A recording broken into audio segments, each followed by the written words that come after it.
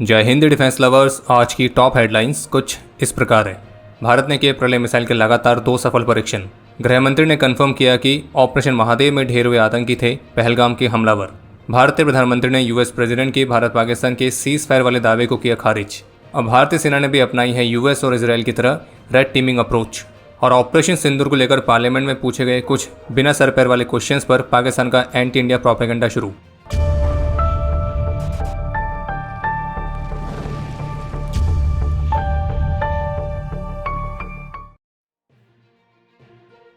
भारतीय रक्षा मंत्रालय की तरफ से ऑफिशियल स्टेटमेंट जारी करके कंफर्म किया गया है कि 28 और 29 जुलाई को doctor APJ Abdul Kalam island से डीआरडीओ ने प्रलय मिसाइल के लगातार 2 सफल उड़ान परीक्षणों को आयोजित किया था। और ये उड़ान परीक्षण इस मिसाइल के यूजर इवेल्युएशन ट्रायल्स के हिस्से के तौर पर कंडक्ट किए गए थे और जिसमें इस मिसाइल सिस्टम की मैक्सिमम और मिनिमम रेंज कैपेबिलिटी को वैलिडेट किया गया है। इस परीक्षण के दौरान मिसाइल ने प्रिसाइसली अपनी ट्रेजेक्ट्री को फॉलो करने के साथ पिन पॉइंट एक्यूरेसी से टारगेट को डिस्ट्रॉय करके अपने सभी टेस्ट ऑब्जेक्टिव्स को पूरा किया है और मिसाइल के सभी सब सिस्टम्स ने उम्मीद के अनुसार परफॉर्म किया था। बाकी इस मिसाइल की खासियत के बारे में हम पिछले अपडेट में ही बात कर चुके हैं। ये एक ऐसी मिसाइल है जो कि अलग अलग टारगेट्स के खिलाफ मल्टीपल टाइप्स के वॉरहेड को कैरी करने में सक्षम है और एक क्वासी बैलिस्टिक मिसाइल की कैटेगरी में आती है जो कि अपने टर्मिनल फेज में भी मनूवर्स परफॉर्म करने में सक्षम है। और ये एक ऐसी मिसाइल है जिसे 8x8 के ट्रक से भी लॉन्च किया जा सकता है। तो जैसे कि पिछले अपडेट में हमने आपको भारत के ऑपरेशन महादेव के बारे में जानकारी दी थी, जिसमें हमारी फोर्सेस ने पाकिस्तान द्वारा स्पॉन्सर्ड 3 सुअरों को सफलतापूर्वक होरीफाइड किया था। और मीडिया रिपोर्ट्स में क्लेम किया जा रहा था कि जो 3 सुअर होरीफाइड किए गए तो उनमें से एक है सुलेमान शाह, जो कि पहलगाम वाले हमले को अंजाम देने में मुख्य रूप से शामिल था। लेकिन इस पर भारत सरकार की तरफ से कल कोई भी ऑफिशियल कंफर्मेशन नहीं आया था। लेकिन आज मंगलवार को लोकसभा में अपने संबोधन में केंद्रीय गृह मंत्री श्री अमित शाह की तरफ से सूचित किया गया कि जो ऑपरेशन महादेव कल लॉन्च किया गया था तो उस दौरान जो 3 सुअर होरीफाइड किए गए तो उनकी पहचान सुलेमान, अफगान और जिब्रान के तौर पर हुई है और ये तीनों पहलगाम हमले को अंजाम देने में मुख्य रूप से शामिल थे। और जिन लोगों ने इन तीनों सुअरों को पहले फूड और शेल्टर दिया था तो उनको भारत के फोर्सेस ने पहले ही पकड़ लिया था और जब इन तीनों सुअरों की बॉडीज श्रीनगर लाई गई तो उन्हीं गिरफ्तार किए गए लोगों ने इनकी पहचान करी है। इनमें से जो सुलेमान है वो सुअरों के संगठन लश्कर का ए कैटेगरी का कमांडर था, वहीं अफगान और जिब्रान भी लश्कर के ए ग्रेड के आतंकी थे। इसी ऑपरेशन के बारे में और भी डिटेल्स शेयर करते हुए केंद्रीय गृह मंत्री की तरफ से बताया गया कि कैसे सिक्योरिटी मीटिंग पहले बुलाई गई थी। इस मीटिंग में निर्णय लिया गया कि ये जो हमलावर हैं इनको किसी भी हालत में पाकिस्तान जाने नहीं दे सकते और ये भाग के ना जा पाएँ तो इसके लिए सॉलिड अरेंजमेंट्स किए गए थे। फिर 22 मई को इंटेलिजेंस ब्यूरो की तरफ से इन आतंकियों की प्रेजेंस के बारे में एक इंटेलिजेंस रिसीव हुई थी और फिर उस 22 मई से लेकर 22 जुलाई तक इस इन्फॉर्मेशन को वेरीफाई करने के लिए लगातार प्रयास किए गए थे। इन सिग्नल्स को पिकअप करने के लिए हमारी आर्मी और सीआरपीएफ के ट्रूप्स ने लगातार पेट्रोलिंग करी और सेंसर्स के माध्यम से हमें इस एरिया में इन आतंकियों की प्रेजेंस के बारे में कन्फर्मेशन मिला। फिर उसके बाद जाकर आर्मी, सीआरपीएफ और जम्मू कश्मीर पुलिस ने संयुक्त रूप से मिलकर इन आतंकियों को घेरने का टास्क शुरू किया और फिर इस तरह से कल आखिरकार इस ऑपरेशन के दौरान इन तीनों सुअरों को सफलतापूर्वक होरीफाइड कर दिया गया है। और जैसे कि पिछले अपडेट में भी हमने आपको कहा था कि अगर आपको इन तीनों सुअरों की खोपड़ी खोल पिक्चर्स देखनी है तो उसके लिए आप हमारे ऑफिशियल टेलीग्राम चैनल को ज्वाइन जरूर करें, क्योंकि उन अनसेंसर्ड इमेजेस और वीडियोस को हम यहाँ पे तो शेयर नहीं कर सकते हैं ऑब्वियसली यूट्यूब की पॉलिसी के चलते, पर आप टेलीग्राम में जाके तो देख ही सकते हैं। इसके अलावा एक और अपडेट है कि ऑपरेशन महादेव के बाद कठुआ में भी एक मैसिव सर्च ऑपरेशन लॉन्च किया गया है, क्योंकि इस एरिया में एक महिला ने 3 हथियारबंद लोगों को देखने का दावा किया था। आप सभी ने पार्लियामेंट में चली ऑपरेशन सिंदूर वाली बहस तो देखी होगी और फिर उसके बाद कुछ अपोजिशन मेंबर्स द्वारा ऑपरेशन सिंदूर को लेकर पूछे गए कुछ बिना सर पैर के प्रश्न भी सुने ही होंगे। कोई कह रहा है कि अगर हमारे पास इतने एडवांस एयरक्राफ्ट हैं, हमारे इतने अच्छे पायलट हैं, तो हम क्लोज रेंज में जाकर हमला क्यों नहीं कर रहे हैं, हम दूर से हमला क्यों कर रहे हैं। तो किसी को ये चाहिए कि कितने रफाल गिर गए और कोई ऐसा भी है जो कि बिना एविडेंस वाली बायस्ड रिपोर्ट्स को लेकर क्लेम कर रहा है कि भारत के 5 एयरक्राफ्ट गिर गए और हमें डाउट है कि शायद ही उन्होंने पूरी रिपोर्ट सही से पढ़ी होगी। और इस तरह के प्रश्नों को सुनने के बाद आपको भी यही लगा होगा कि ये जो इस तरह के प्रश्न पूछ रहे हैं आखिर है किसकी तरफ, क्योंकि पहली बात तो ये कि उन प्रश्नों का कोई मतलब नहीं बनता है जिस तरह के वो पूछे गए हैं, और दूसरी बात यह कि वो भारत को कहीं से भी कोई फ़ायदा तो नहीं देने वाले। हाँ, वो बात अलग है कि पाकिस्तान को ऑपरेशन सिंदूर के रिगार्डिंग फर्जी नैरेटिव सेट करने में भी मदद जरूर कर सकते हैं। तो अगर आपको भी ऐसा लग रहा था तो आप बिल्कुल सही हैं, क्योंकि पाकिस्तान के जो प्रोपेगेंडा अकाउंट्स हैं उन्होंने ऑलरेडी इन सभी स्टेटमेंट्स को मैनिपुलेट करके भारत के खिलाफ एंटी इंडिया प्रोपेगेंडा ऑलरेडी शुरू कर दिया है। और पाकिस्तान के प्रोपेगेंडा में कुछ क्लेम्स तो ऐसे हैं जिन पर तो पार्लियामेंट में कोई डिस्कशन हुआ भी नहीं है। जैसे ये कुछ पाकिस्तानी अकाउंट्स हैं जो कि ये क्लेम कर रहे हैं कि किस तरह से भारत के अपोजिशन ने रफाल पायलट शिवांगी सिंह के बारे में जब प्रश्न पूछा तो भारत सरकार की तरफ से उस पर कोई रिस्पॉन्ड नहीं आया है। तो आपको स्पष्ट कर दिया किसी भी ओपोजिशन मेंबर ने इस तरह का कोई प्रश्न पूछा ही नहीं और ये सारे दावे पूरी तरह से फर्जी हैं। और शिवांगी सिंह को लेकर किस तरह का प्रोपेगेंडा पाकिस्तान ने चलाया था तो वो पहले ही बस्ट हो चुका है। लेकिन 2 रुपये में ट्वीट करने वाले पाकिस्तान के जो ये प्रोपेगेंडा अकाउंट हैं तो इनको काम तो करना ही है, तो ये ले दे के इसी प्रोपेगेंडा को दोबारा से रन कर रहे हैं। इसके अलावा भारतीय सेना प्रमुख की भी मैनिपुलेटेड वीडियो जो कि AI की मदद से जनरेट की गई है तो वो भी पाकिस्तानी अकाउंट्स की तरफ से काफ़ी ज़्यादा शेयर की जा रही है, जिसमें आर्मी चीफ ये क्लेम करते हुए आपको दिख रहे होंगे कि पाकिस्तान के खिलाफ इस कॉन्फ्लिक्ट में हमारे 250 से अधिक सोल्जर्स की जान गई थी। तो आपको स्पष्ट कर दें कि ये दावा पूरी तरह से फर्जी है। ये वीडियो भी AI generated deep fake video है और भारतीय सेना प्रमुख की तरफ से इस तरह की कोई भी स्टेटमेंट्स नहीं है।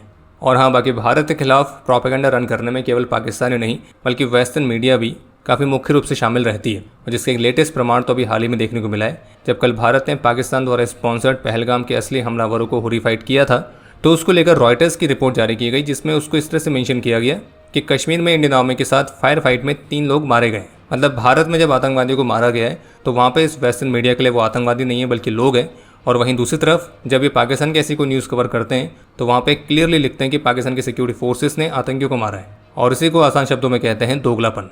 और वेस्टर्न मीडिया के इसी दोगलापन के चलते ही हमको भी ग्रिड जैसा प्लेटफॉर्म लॉन्च करना पड़ा था।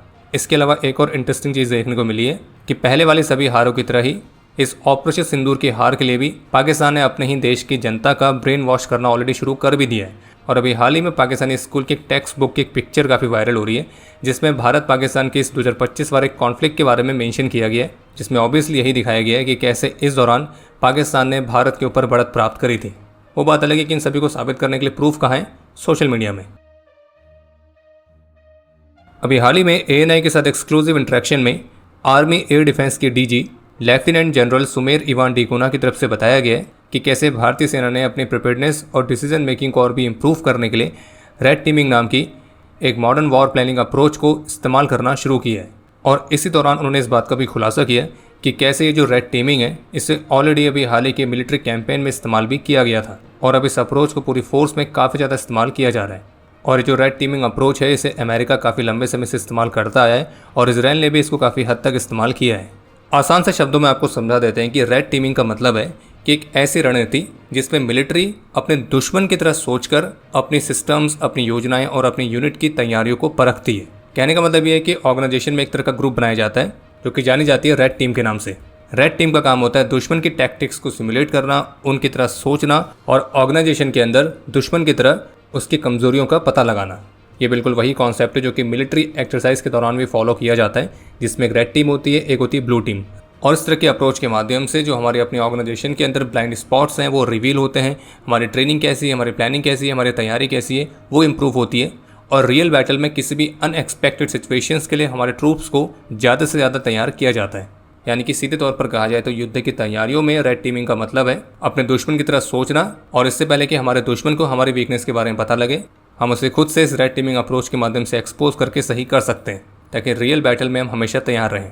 और अमेरिका तो अपने मिलिट्री और इंटेलिजेंस प्लानिंग में इस रेड टीमिंग वाली अप्रोच को बहुत लंबे समय से इस्तेमाल करता आया है, और उसके जो महत्वपूर्ण डिपार्टमेंट्स हैं जैसे कि डिपार्टमेंट ऑफ डिफेंस, CIA और ऐसी अन्य एजेंसीज, तो उन सभी में एक डेडिकेटेड रेड टीम्स बनाई गई हैं। आज पार्लियामेंट में ऑपरेशन सिंदूर को लेकर चल रही डिबेट में भारतीय प्रधानमंत्री श्री नरेंद्र मोदी की तरफ से भी कुछ महत्वपूर्ण स्टेटमेंट्स आई हैं। जैसे कि उन्होंने कंफर्म किया है कि जब मई में इस कॉन्फ्लिक्ट के दौरान US के वाइस प्रेसिडेंट ने उनसे बात करी थी तो उन्होंने US के वाइस प्रेसिडेंट को स्पष्ट रूप से कहा था कि अगर पाकिस्तान ने हम पर हमला किया तो उसे इसकी बड़ी कीमत चुकानी पड़ेगी, और हम उससे भी बड़े हमले के तौर पर जवाब देंगे, और गोली का जवाब गोली से ही दिया जाएगा। और जो US प्रेसिडेंट बार बार एक क्लेम कर रहे हैं कि उन्होंने ही भारत और पाकिस्तान के बीच सीज़फायर करवाया है, तो उनके दावे को भारतीय प्रधानमंत्री ने भी खारिज किया है, जिसमें भारतीय प्रधानमंत्री ने स्पष्ट रूप से कहा है कि किसी भी वर्ल्ड लीडर ने हमसे ऑपरेशन सिंदूर को रोकने के लिए नहीं कहा था। और इस मामले पर यह भारतीय प्रधानमंत्री की पहली पब्लिक स्टेटमेंट है। और किसी भी कंट्री ने हमको डिफेंड करने से नहीं रोका, और 193 कंट्रीज़ में से केवल 3 ही कंट्रीज़ थी जो कि प्रो पाकिस्तानी कमेंट्स कर रहे थे, बाकी पूरी दुनिया का सपोर्ट भारत को था। भारतीय प्रधानमंत्री का यह भी कहना है कि ऑपरेशन सिंदूर के बाद से पाकिस्तान के जो एयर बेसिस है वो ICU में पड़े हुए हैं, और उन्होंने इस बात को भी स्पष्ट किया है कि अगर भारत में कोई भी आतंकी हमला होगा तो भारत अपने तरीके से अपनी कंडीशंस पर और अपने समय के अनुसार रिस्पॉन्ड करेगा। अब से कोई भी न्यूक्लियर ब्लैकमेल काम नहीं करेगा, और भारत आतंकवाद का समर्थन करने वाली सरकारें और आतंकवाद के मास्टरमाइंड्स, इन दोनों को अलग अलग एंटिटीज़ नहीं समझेगा। और अब से पाकिस्तान के साथ ही हमारा न्यू नॉर्मल है, और इन दिनों अब पाकिस्तान चैन से नहीं सो पाता है। और भारतीय प्रधानमंत्री ने यह भी स्पष्ट किया कि कैसे 9 मई को जब पाकिस्तान ने 1000 ड्रोन्स और मिसाइल से भारत पर हमला किया था तो हमारे एयर डिफेंस सिस्टम्स ने उन सभी को हवा में ही तबाह कर दिया था। और जैसे कि शास्त्रों में कहा गया है, जब राष्ट्र शस्त्र से सुरक्षित होते हैं तभी वहाँ पे शास्त्र और ज्ञान पर चर्चा उत्पन्न हो पाती है। चलिए बाकी अब समय है आज के इतिहास का। आज एक दिन 1990 में असम में मिलिटेंट्स का मुकाबला करते हुए एसपी दौलत सिंह नेगी ने अपना सर्वोच्च बलिदान दिया था और इन्हें मरणोपरांत प्रेसिडेंट्स पुलिस मेडल गैलेंट्री से सम्मानित किया गया। आज के दिन 2002 में जम्मू कश्मीर में एक ऑपरेशन के दौरान अपने अदम्य साहस और वीरता का परिचय देते हुए 9 पैरा एसएफ के कैप्टन केविन कुमार वीर गति को प्राप्त हुए थे। आज के दिन 1989 में ऑपरेशन पवन के दौरान राइफलमैन मोहन सिंह ने अपना सर्वोच्च बलिदान दिया था और इन्हें मरणोपरांत वीर चक्र से सम्मानित किया गया। और आपके लिए आज का प्रश्न है, क्या ऑपरेशन सिंदूर के दौरान भारत ने कौन कौन सी मिसाइल्स इस्तेमाल करी थी? और अब समय है आज के टॉप 3 कमेंट्स का, जो ये रहे आपकी स्क्रीन पर।